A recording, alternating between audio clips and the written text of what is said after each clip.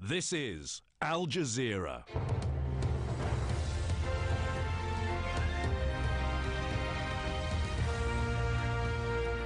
Hello, I'm Lauren Taylor. Welcome to the Al Jazeera News Hour, live from London and our new broadcast centre in the Shard. We're back on the air in a new state-of-the-art newsroom in Western Europe's tallest building.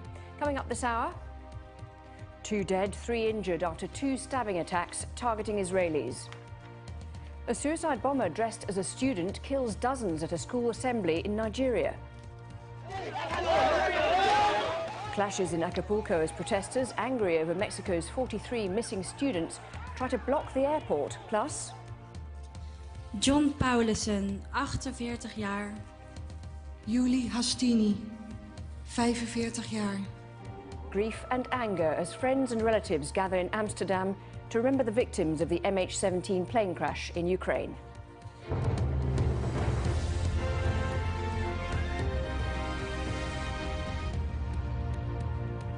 We begin this hour with the deteriorating security situation in Israel and the occupied West Bank, where 2 Israelis have been killed in 2 separate knife attacks.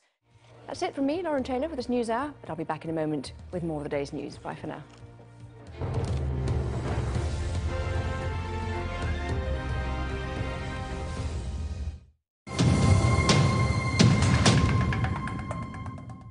Hi there and welcome to TRT World. It's Friday the 15th of May. I'm Patrick Falk in Istanbul. The leaders of Turkish and Greek Cyprus are holding talks today which could lead to reunification. Turkish Cyprus's newly elected President Mustafa Akinci met President Nikos Anastasiades in Nicosia to set the agenda for the days ahead.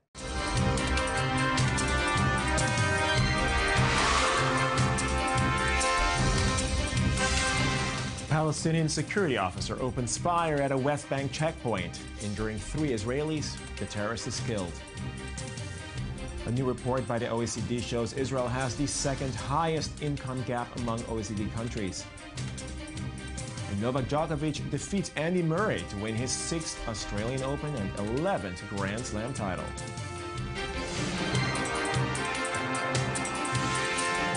Good afternoon and thanks for joining us at I-24 News. I'm Benjamin Chong-Faris. We begin in Syria, where at least 45 people were killed and some 40 others wounded today in a terror attack claimed by Islamic State in the southern district of Damascus, where Syria's holiest Shiite shrine is located.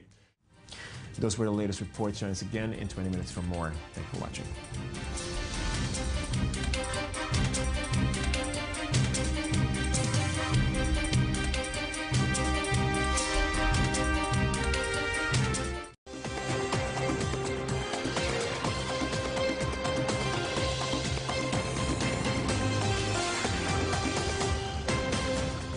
The Chinese and U.S. presidents confer on a range of issues from nuclear security to Syria and Afghanistan, as well as climate change and the South China Sea. A live report next. Live from Washington, this is the CCTV America News Desk. Hello, everyone, and thank you for joining us. I'm Asiye Namdar in Washington, D.C. Dozens of world leaders and dignitaries are in Washington for a high-profile summit on curbing nuclear threats. On Primetime Asia tonight, sailing into dangerous waters. Great power rivalry in the South China Sea reaches a new point as an American warship sails close to one of China's artificial islands in disputed territory. Indonesian President Joko Widodo cuts short his U.S. visit to return to haze-hit Jakarta, where Parliament is calling for an inquiry into the handling of forest fires. Stepping up efforts to help survivors of the quake in Afghanistan and Pakistan, even the Taliban isn't standing in the way. And I'm Tony Waterman in the heart of Singapore's financial district with all your business headlines. China's e-commerce giant Alibaba beating analyst estimates. Its cloud service helping to fend the fallout of a slowing China.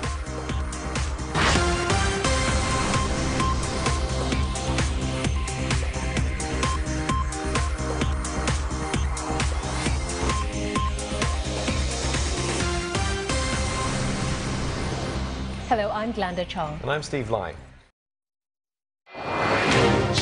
Coming up today, with the general election exactly 4 weeks away, South Korea's political parties are jostling for position. We have the latest. The United States says it's working closely with China to ensure international sanctions on North Korea are implemented effectively. Beijing is said to be nervous about Pyongyang's reckless behavior. Plus, in the race to the White House, John Kasich scores his first win in his home state of Ohio. Donald Trump rolls on, winning Florida, leaving Marco Rubio no option but to call time on his run. On the Democratic side, Hillary Clinton has a great day. Stay tuned for these stories and more.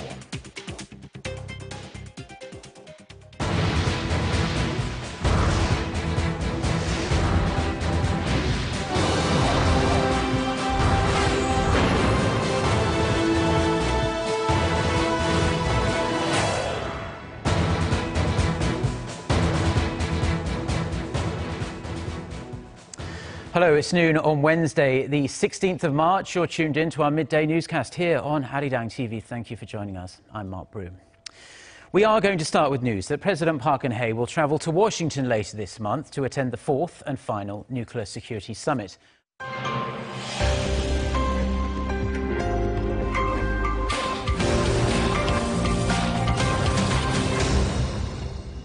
Welcome back to Newsline. I'm Miki Yamamoto in Tokyo. Let's get you the headlines for this hour. Rescue workers and medical teams from around the world are rushing to Nepal after a magnitude 7.8 earthquake killed thousands of people.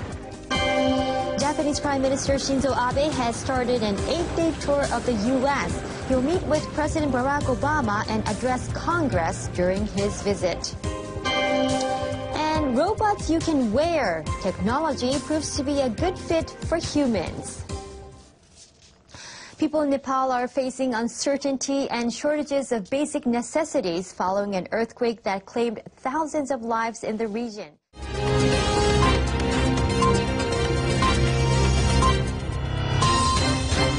This is DW News live from Berlin. This will not be another long night trying to save Greece from a debt disaster. Time's running out for Athens, but Eurozone finance ministers say emergency talks will have to wait until tomorrow. We're going to go to Brussels and find out why. Also on the show, a pledge from NATO. This is not a new arms race against an old enemy. And yet, NATO has just approved plans for more military muscle in Eastern Europe on Russia's doorstep. And all the pomp of a state banquet for Her Majesty, wrapping up a day which saw the Queen enjoying a rock star's welcome.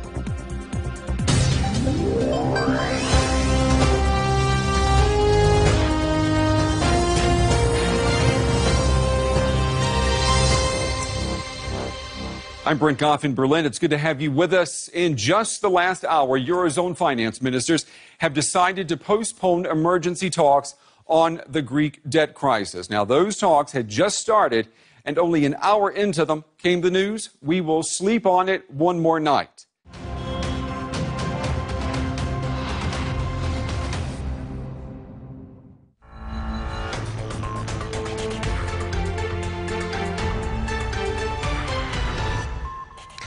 They're refusing to budge. Pro-democracy demonstrators in Hong Kong ignore calls to vacate the city streets as authorities tear down barricades at the main protest site. A Palestinian minister dies in clashes with Israeli forces at a protest in the West Bank. Ziad Abu Ain's death prompted the UN's Ban Ki-moon to call for a full investigation. He urged all sides to avoid escalation. And Time magazine awards its annual Person of the Year prize to a group of people, medical workers on the front line in the fight against Ebola. Hello, you're watching France 24. I'm Rochelle Harrison-Pless. Good to have you with us.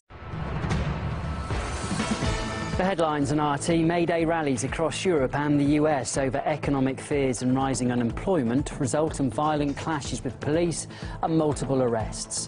Also this hour, the anniversary of the ODESSA massacre prompts renewed calls for an investigation into one of the deadliest mass killings in Ukraine in 2014. And the head of the CIA stands against the publication of parts of a classified 9/11 report as it could be harmful to US-Saudi relations.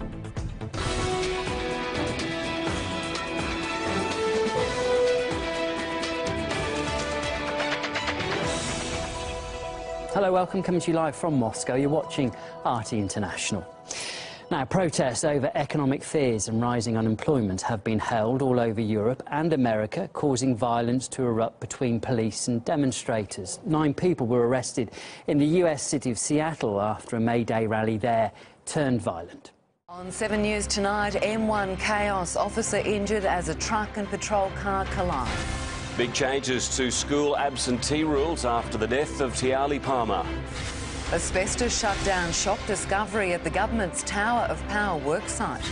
Good news for people fighting their toll fines. Saving hundreds on power bills, the new campaign for cheaper electricity. And the Maroons determined to respond to a final insult from Paul Gallen.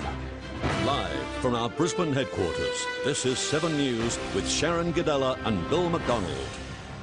Good evening. A truck driver sending a text message has smashed into a highway patrol car on the Gold Coast. 2 police officers were injured. 1 needed to be cut from the wreck.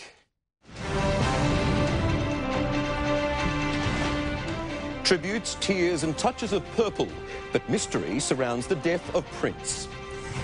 Sally Faulkner's reunion with her children while the 60 Minutes crew returns to Sydney. Intruders jailed as a young family tells 9 News how they were terrorised inside their St Clair home. The PM's frank admission why Malcolm Turnbull says he could lose the election. Plus, bouquets and best wishes. Thousands celebrate the Queen's 90th birthday. This is 9 News with Michael Usher. Good evening. Singer, dancer, guitarist extraordinaire, Prince was a mighty force in modern music. Revolutionary, flamboyant and adventurous. The shock of his death today at the age of 57 has sent a tremor around the world. But there are many unanswered questions about exactly what killed him. Can't complain, Belinda, we've had a good run. Thank you for that. Well, Tracy's next with a current affair, and that is 9 News for this Friday. I'm Michael Usher from all the team here. Have a great night.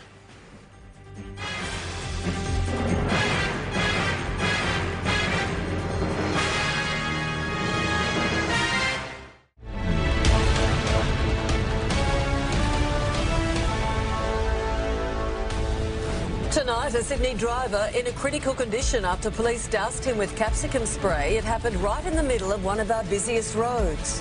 A man is charged over a fatal crash that killed 2 people, and the families of both victims were there to support him. The fight over penalty rates for workers rises up and bites Bill Shorten where it hurts. Jared Haynes' NFL experiment is over. He played a handful of games before the Hayne plane got hit by the reality bus. Better late than never. The Queen celebrates her 90th birthday and our own pop princess stole the show. And losing your head as Sydney gets all dressed up for Australian Fashion Week.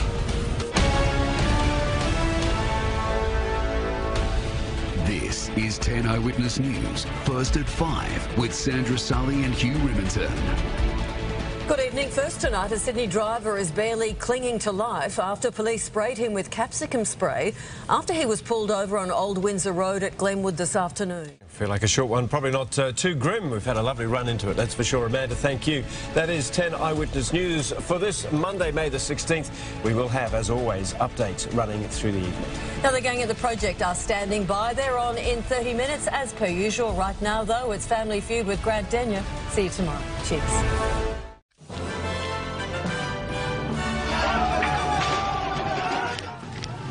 Saudi executions. Anger as a top Shiite cleric is among 47 killed. What do we want? Justice! What do we want? No! A despicable crime. Israel's Prime Minister condemns the shooting in a Tel Aviv bar. And Donald Trump hits back after militants exploit him for a recruiting drive. Hillary Clinton created ISIS with Obama. This is SBS World News with Lee Lin Chin.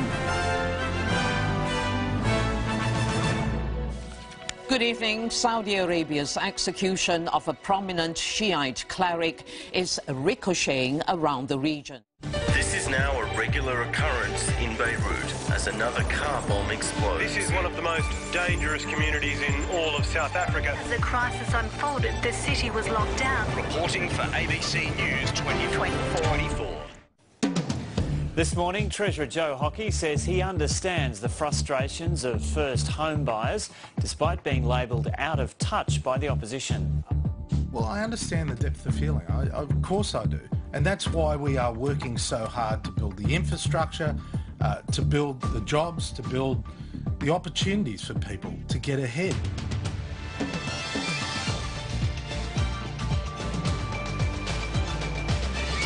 Also ahead, a woman who was badly burned in that far north Queensland cafe blast flown to Brisbane for specialist treatment. A couple in Sydney's inner west become the latest victims in a spate of fires caused by faulty Samsung washing machines. And a climber who was once afraid of heights conquers an arch 130 metres above London's Wembley Stadium, and he had his selfie stick. Hello and welcome to Mornings on ABC and ABC News 24. I'm Joe O'Brien.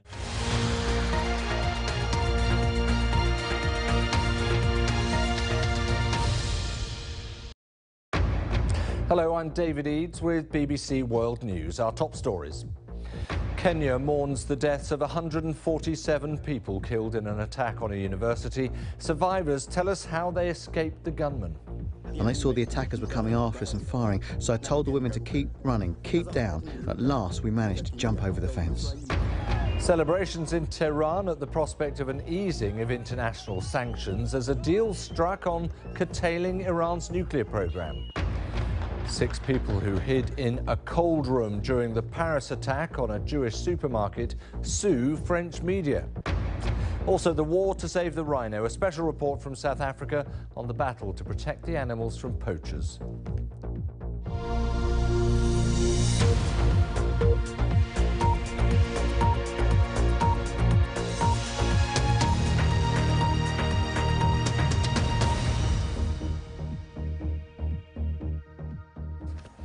Well, thanks for joining us. The Kenyan government has confirmed 147 people were killed by al-Shabaab militants in their deadliest attack to date. The 4 gunmen attacked the university in Garissa in northeastern Kenya around about 5 a.m. local time. They entered the university grounds, killing 2 guards at the gates.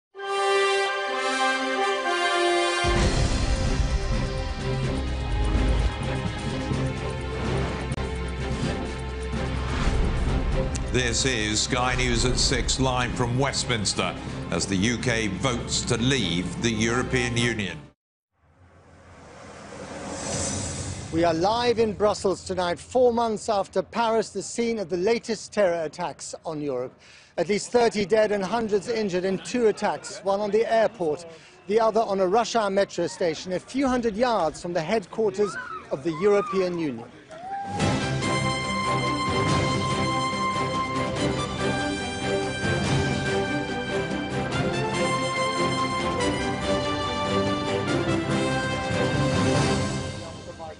Belgian police released this CCTV image of the suspected bombers at Zaventem airport. On 5 News, Rolf Harris gives evidence for the first time at his sex abuse trial. He describes himself as touchy-feely but denies assaulting young girls.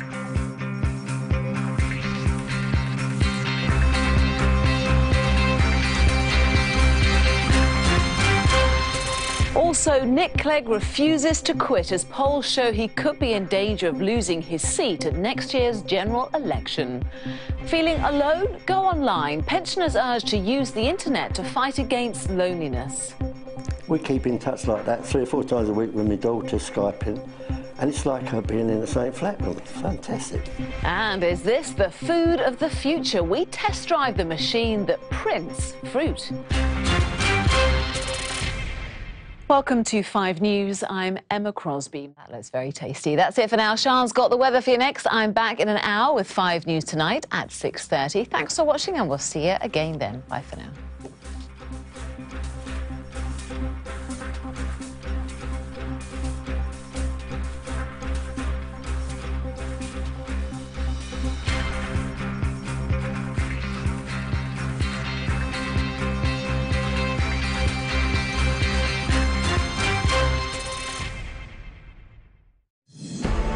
surge in killing in Israel, the US accuses both sides of terrorism. The dead Jews and Arabs are now counted in double figures.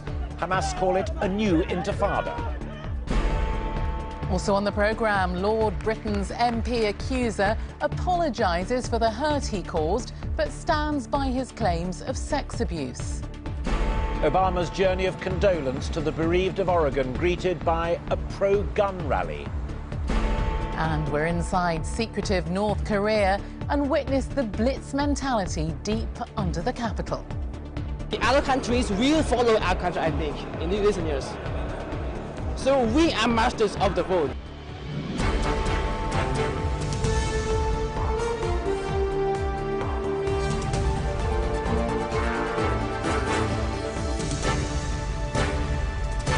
This is ITV News at 10 with Alistair Stewart and Natasha Kaplinsky. Good evening. And that is tonight's ITV News at 10. Coming next, the national weather and the news where you are, but from Alistair and from me. Good night. Good night.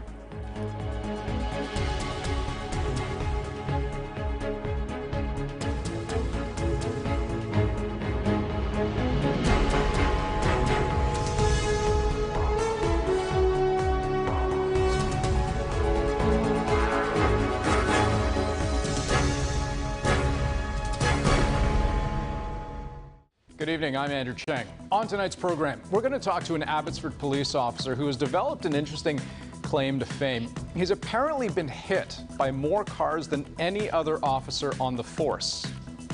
We've also got the story of an incredible comeback of a world-class skier. After a horrible crash last year, doctors thought that Jamie Crane-Mosey might end up brain dead. But today, you'd never know anything had happened to her at all. We'll speak to her and her doctor about how they brought her back from the brink. And if you want to see some world-class softball, the Women's World Softball Championships are happening now in Surrey. But 2 players from Cuba have disappeared, and that has got organizers wondering if they may turn up later seeking asylum. CBC Vancouver News at 6 starts right now.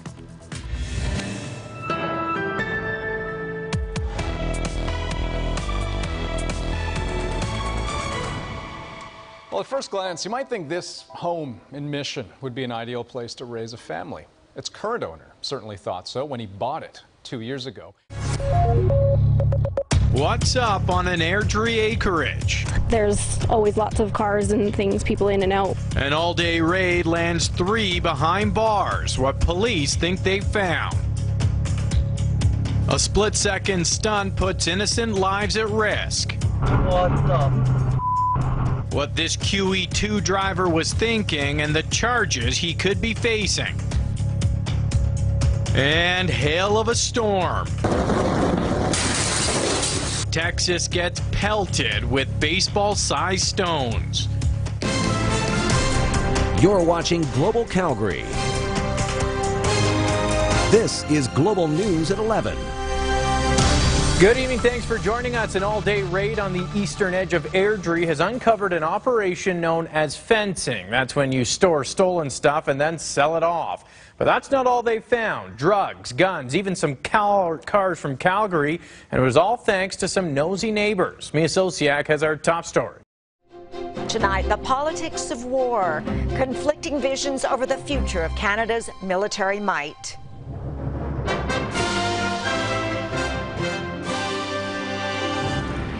We will reinvest in building a leaner, more agile, and better equipped military. What the Liberals plan to scrap, what the Conservatives think about it. I don't know where he's getting his information. As the leaders battle over the bottom line. Harper has the worst economic growth record since the Great Depression. Celebrities take aim at BC's wolf cull. If we need her help on our twerking policy in the future, perhaps we can go to her. But all that star power isn't making this provincial leader bite. Plus, national pride on the big screen. This is an incredible honor, and even better that we're all Canadian. The awards, deals, and the buzz as the Toronto Film Festival wraps up.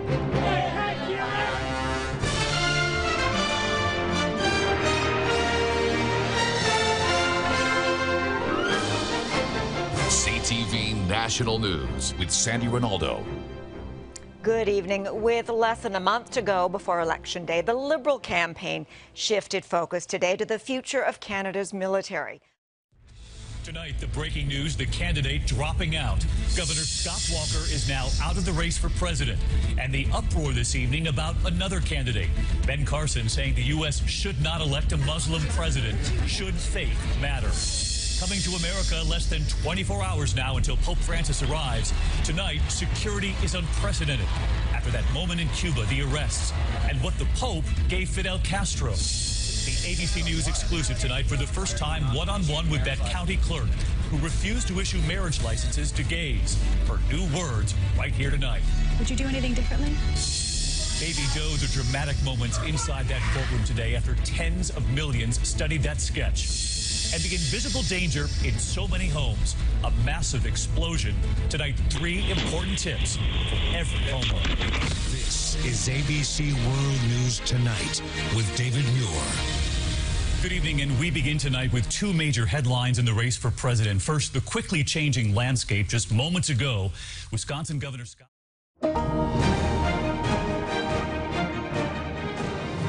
More police officers murdered. 6 are shot, at least 3 have been killed in Baton Rouge 12 days after the police shooting there of Alton Sterling. Also tonight, nothing justifies violence against law enforcement. Attacks on police are an attack on all of us. Police in Cleveland are on guard against any attempt to disrupt the Republican convention. And the nominee in waiting gives 60 Minutes a preview of a Trump presidency. We're going to declare war against ISIS. We have to wipe out ISIS. These are people that with troops on the ground. This is a special edition of the CBS Weekend News with Scott Pelley, reporting tonight from the Republican National Convention in Cleveland, Ohio. This is our Western edition. On the eve of the convention, the country has been shaken by another deadly act of violence. And that is our special edition of the CBS Evening News for all of us on our team here in Cleveland and for all of us at CBS News all around the world. I'm Scott Pelley at the Republican National Convention. Good night.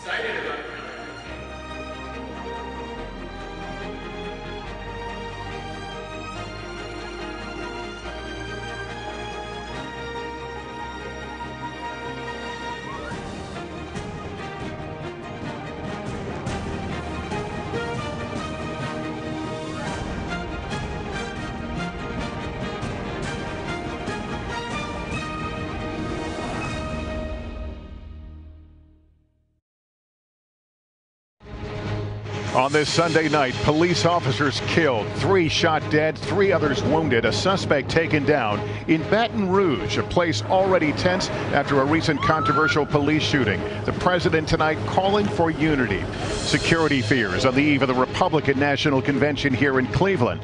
And our new poll showing a major hurdle here for Donald Trump after a bumpy rollout for his running mate. Coup crackdown. Our Richard Engel is inside Turkey as thousands are rounded up after the military attempt to overthrow the government of this key U.S. ally.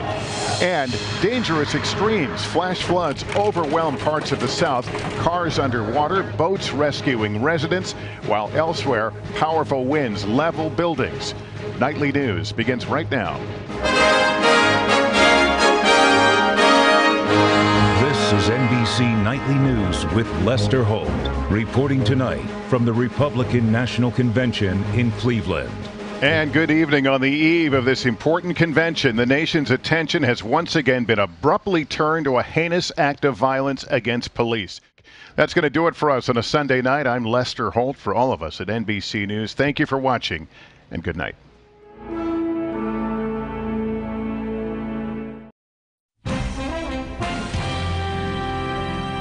Good evening. I'm Judy Woodruff. On the NewsHour tonight, startling news from Turkey.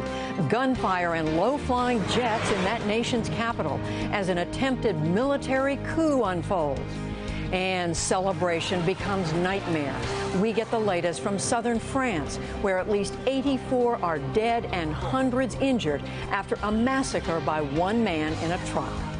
Plus, Donald Trump confirms Indiana's Mike Pence as his vice presidential choice. A look at the Midwestern governor and what he brings to the Republican ticket. And it's Friday. Mark Shields and David Brooks analyze another full week of news. All that and more on tonight's PBS NewsHour.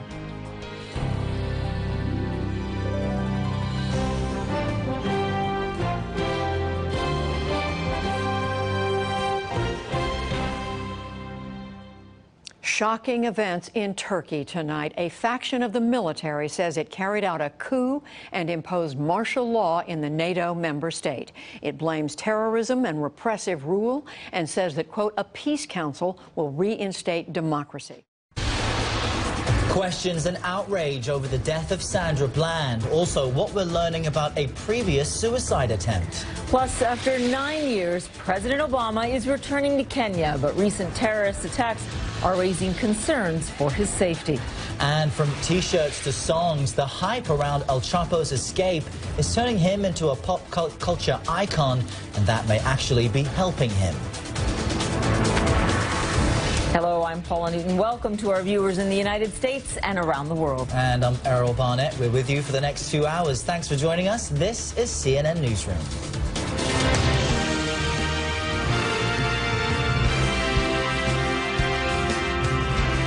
Now, we begin with new developments out of Texas, where outrage is growing over the case of a woman found dead in her jail cell.